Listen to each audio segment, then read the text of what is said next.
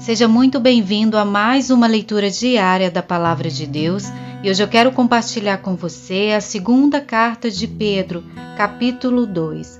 Antes de começarmos, não deixe de se inscrever no canal, acionar o sininho de notificação, para que assim você possa sempre receber mensagens que possam abençoar a sua vida. Neste capítulo, Pedro adverte a igreja a ter cuidado com os falsos mestres. Os cristãos precisam ter discernimento para que sejam capazes de resistir aos falsos mestres. Deus pode nos resgatar das mentiras que estes pregam se nos mantivermos em sua palavra, a Bíblia Sagrada, rejeitando aqueles que distorcem a verdade do Evangelho. Esteja sempre baseado na palavra de Deus. É muito bom ouvirmos pregações, outras pessoas falando, mas o principal é examinar as Escrituras. Assim você não será enganado. Segunda carta de Pedro, capítulo 2, versículo 1. Os falsos mestres. No passado, apareceram falsos profetas no meio do povo, e assim também vão aparecer falsos mestres entre vocês. Eles ensinarão doutrinas destruidoras e falsas e rejeitarão o mestre que os salvou. E isso fará com que caia sobre eles uma rápida destruição. Mesmo assim, muita gente vai imitar a vida imoral deles, e por causa desses falsos mestres, muitas pessoas vão falar mal do caminho da verdade. Em sua ambição pelo dinheiro, esses falsos mestres vão explorar vocês contando histórias inventadas. Mas faz muito tempo que o juiz está alerta e o destruidor deles está bem acordado.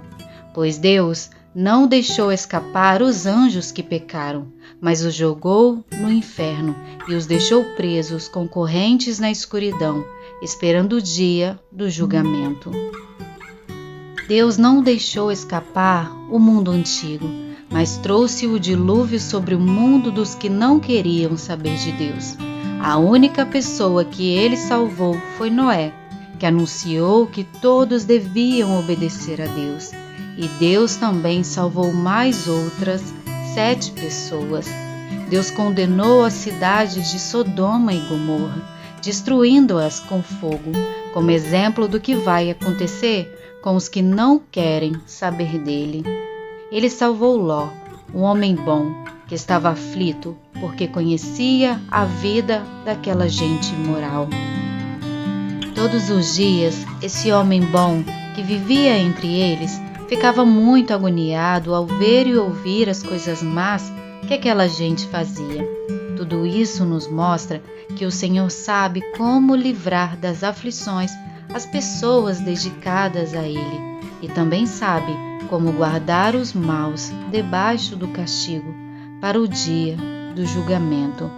Ele castigará especialmente os que seguem os seus próprios desejos imorais e desprezam a autoridade dele.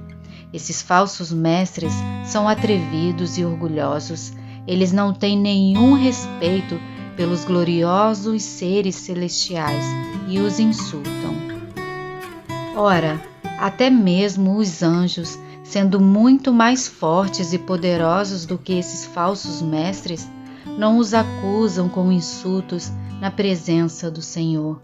Mas esses homens agem por instinto, como os animais selvagens que nascem para serem caçados e mortos. Eles xingam aquilo que não entendem. Por tudo isso, eles serão destruídos como animais selvagens e pagarão com o sofrimento que causaram aos outros. Eles têm prazer em satisfazer em pleno dia os seus desejos imorais. Quando se reúnem com vocês, são uma vergonha e um escândalo, divertindo-se o tempo todo com seus modos enganosos. Não podem ver uma mulher sem a desejarem, e o seu apetite pelo pecado nunca fica satisfeito. Enganam as pessoas fracas e só pensam em ganhar dinheiro. Eles estão debaixo da maldição de Deus. Andam perdidos porque se desviaram do caminho certo. Seguem o caminho de Balaão, filho de Beor, que cobiçou o dinheiro que ia receber fazendo mal. E foi repreendido por causa do seu pecado, pois uma jumenta falou com uma voz humana e acabou com as loucuras do profeta. Esses falsos mestres são como poços sem água e como nuvens levadas pelo vento. Deus reservou para eles um lugar na mais profunda escuridão.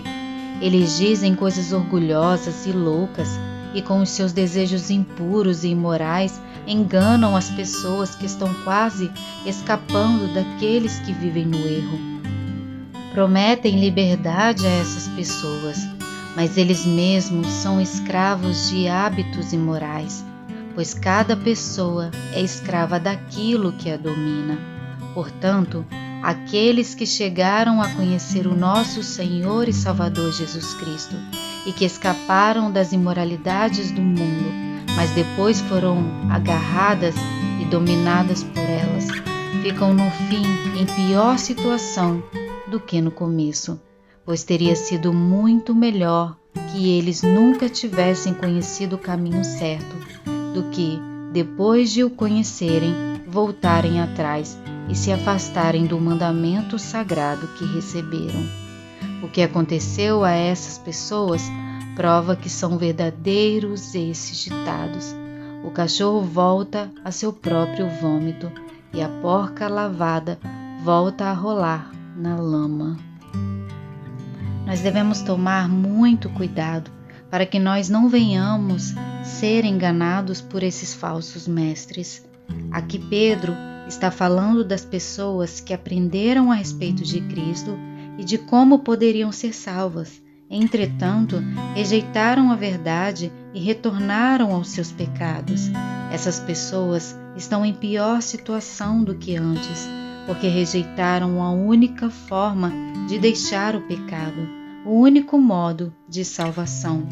Como alguém que está afundando em areia movediça e se recusa a agarrar a corda que alguém lhe oferece.